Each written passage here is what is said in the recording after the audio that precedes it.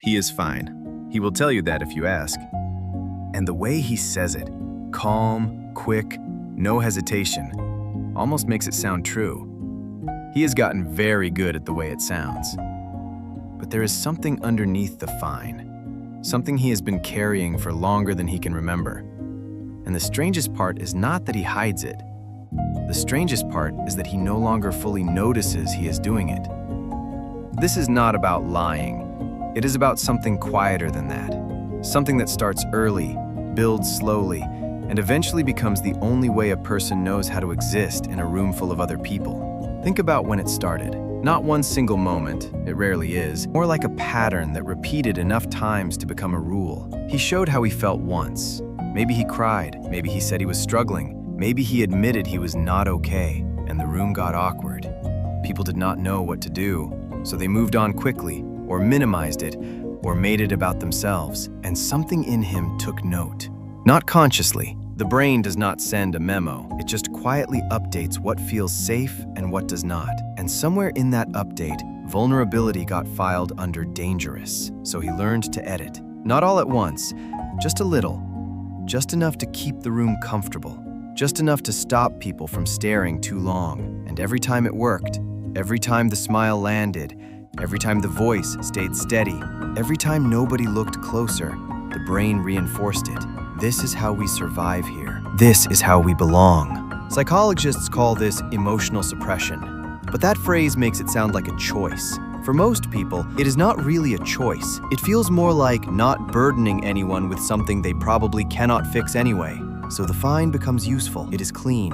It is easy. It ends the conversation. It keeps things moving. And because it works, it becomes a habit, then a personality, then a mask so familiar it starts to feel like a face. There is a specific kind of exhaustion that comes with that.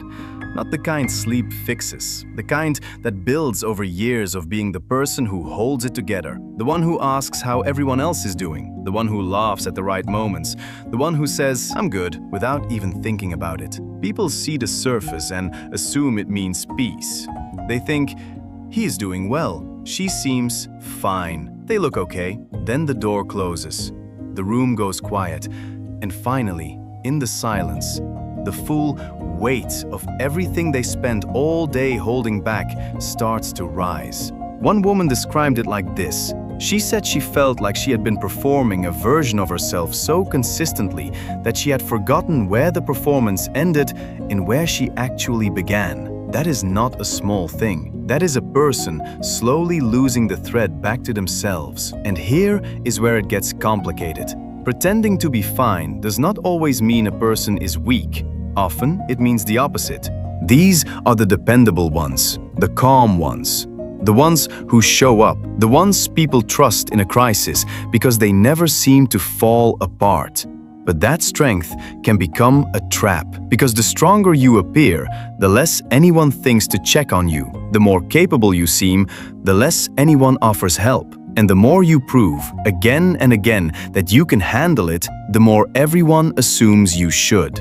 The mask works too well. That is the cruelest part. It protects the person wearing it, but it also hides the very thing that needs care. It turns pain into something invisible, and invisible pain does not disappear. It just gets lonelier. Research on emotional suppression has shown something worth pausing for. People who regularly suppress their emotions do not feel them less. They often feel them just as strongly, sometimes more. The suppression does not reduce the emotion, it only stops it from moving. So it stays in the body, in the tight jaw, in the shoulders that never fully relax, in the sleep that does not feel deep enough, in the low ache of carrying something that never gets named. The fine is not nothing.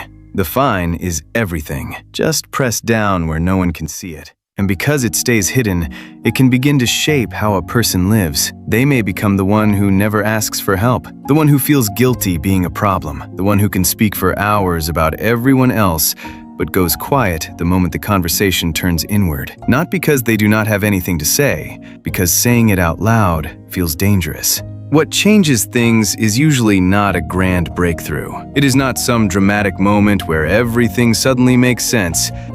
Usually, it is one person, one moment, One conversation where somebody asks the right question and then actually waits for the real answer. Not the fine, the real answer. And for some people, that moment is the first time in years they hear themselves say out loud what has been sitting quietly inside them all along. They do not break. The room does not collapse. Nothing dramatic happens, but something shifts. Small, quiet, real. For a second, they get a glimpse of a different life. One where they do not have to edit every feeling before it leaves their mouth. One where they are allowed to be seen without managing the reaction.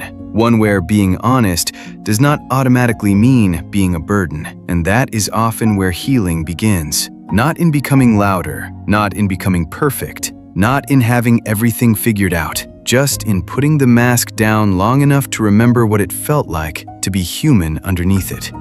Because what they were carrying all along was not only pain, it was the exhaustion of never being allowed to set it down.